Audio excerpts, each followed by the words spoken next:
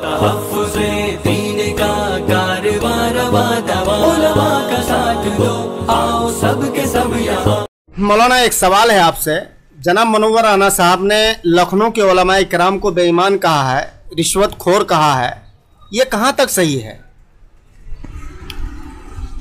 मैं मुनव्वर राना साहब का बहुत बड़ा फ़ैन था। वो बहुत अच्छे शायर हैं और शुआरा के दुनिया के शेर माने जाते हैं और बहुत उनका एहतराम किया जाता है। लेकिन उनकी ये बात, ये वीडियो क्लिप सुनने के बाद ऐसा लगता है कि ये ज़ुबान मुनव्वर राना साहब की नहीं हो सकती। उनके पीछे कोई साजिश और कोई और ज़ुबान उनकी है, लेकिन अल्फाज किसी और के हैं। देखिए, उनको पता होना चाहिए मुनव्वर राना साहब को कि लखनऊ की धरती ऐसी धरती है जो तहज़ीब की धरती है और वहाँ पर ऐसे ऐसे उलमा पैदा हुए जिन्होंने फितने को और फसाद को बर्पा होने से ख़त्म किया। अभी मौजूदा दौर में मौलाना अब्दुल अलीम फ़ारूक़ी साहब और उनसे पहले मौलाना अब्दुल शक्कूर साहब, जिन्होंने बहुत सारे अग़यार का फ़िरक़ ज़ाल्ला का जमकर मुकाबला किया। और लखनऊ के अंदर एक ऐसा इदारा है नदवतुल उलमा लखनऊ, जिसके अंदर तकरीबन 6,500 बच्चे तालीम पाते हैं और तकरीबन 4,000 बच्चे अंडर ग्रेजुएट्स हैं और 1400-1500 बच्चे तकरीबन ग्रेजुएट की तालीम हासिल करते हैं वहाँ से। और वहाँ से तालीम याफ्ता अपनी सनद लेकर निकल कर दुनिया के कोने कोने के अंदर जाकर अपनी तालीमी सरगर्मी वो लोग कर रहे हैं, लोग उनसे इस्तिफ़ादा करते हैं। लेकिन उनका ये कहना कि उलमा लखनऊ के उलमाए किराम बेईमान हैं, मैं समझता हूँ कि ये बहुत ही घटिया सोच है और बहुत बुरे अल्फाज हैं।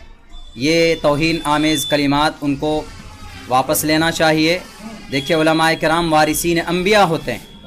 अगर उलमा हैं तो इस धरती पर हमारी शरीयत है, हम अल्लाह को पहचान सकते हैं। अगर उलमा नहीं हैं तो हम अपनी शरीयत को, अपने अल्लाह को और अपने कुरान को, इंसानियत को हम नहीं पहचान सकते हैं।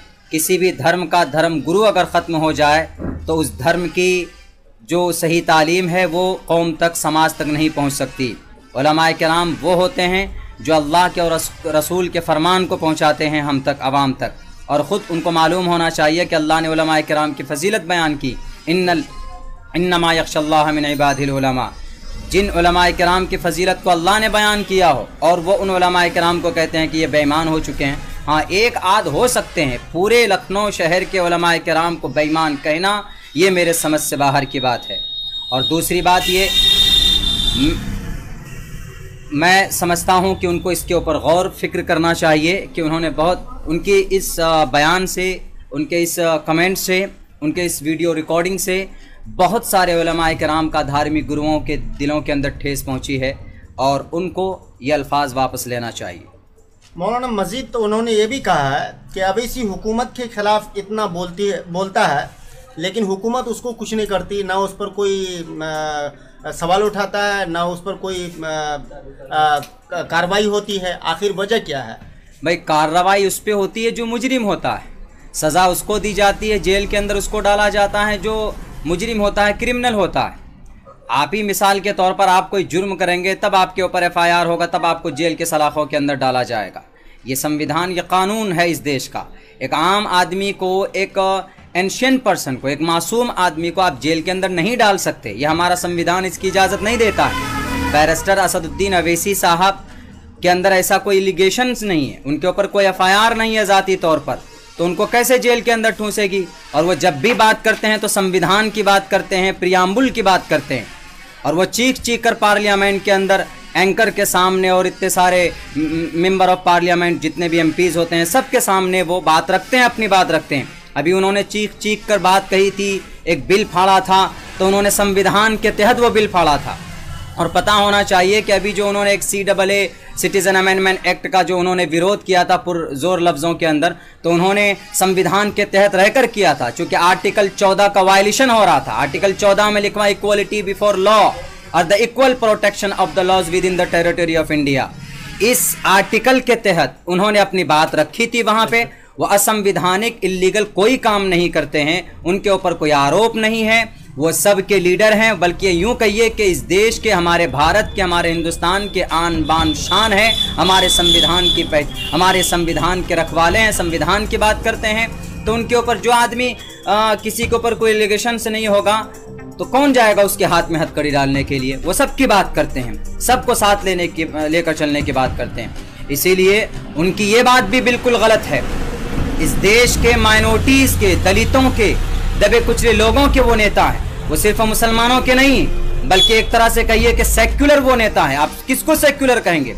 सारे लोग तो सेक्युलर के नाम ले लेकर के धज्जियां उड़ा दिया है सेक्युलर का।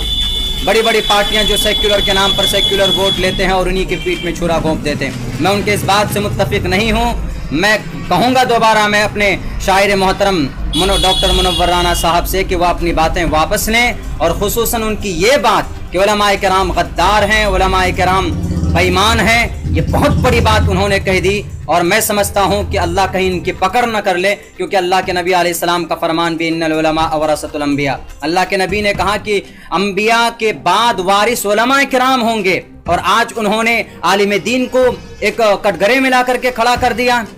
नदवे दारुल नदवतुल उलमा लखनऊ के अंदर एक ऐसा इदारा है जो 126 साल से तालीमी मैदान के अंदर कार्यरत है और रवां दवा है, उसका फैज़ पूरी दुनिया को पहुंच रहा। इसीलिए मैं उनसे गुजारिश करूंगा कि आप अपनी बातों को वापस लीजिए, और आपकी वजह से उलमाए किराम को तकलीफ पहुंची है, खुदारा आप ऐसी बातें ना करें जो किसी धार्मिक गुरु को ठेस पहुंचे, समाज के अंदर एक इंतशार पैदा हो। मैं उनसे यही गुजारिश करूंगा कि इस तरह की बातें आप अगर कह रहे हैं तो भाई आपको रियलाइज होना चाहिए, आपको एहसास होना चाहिए, या अगर आप की ज़ुबान है किसी और की बात है तो अपने ईमान को इतने सस्ते दाम के अंदर मत भेजिए कि जिन उलमाए किराम की वजह से आपकी शरीयत मौजूद है, अल्लाह का कानून, अल्लाह के अहकाम आप तक पहुंचते हैं, उन उलमाए किराम को आप बेईमान नहीं कह सकते।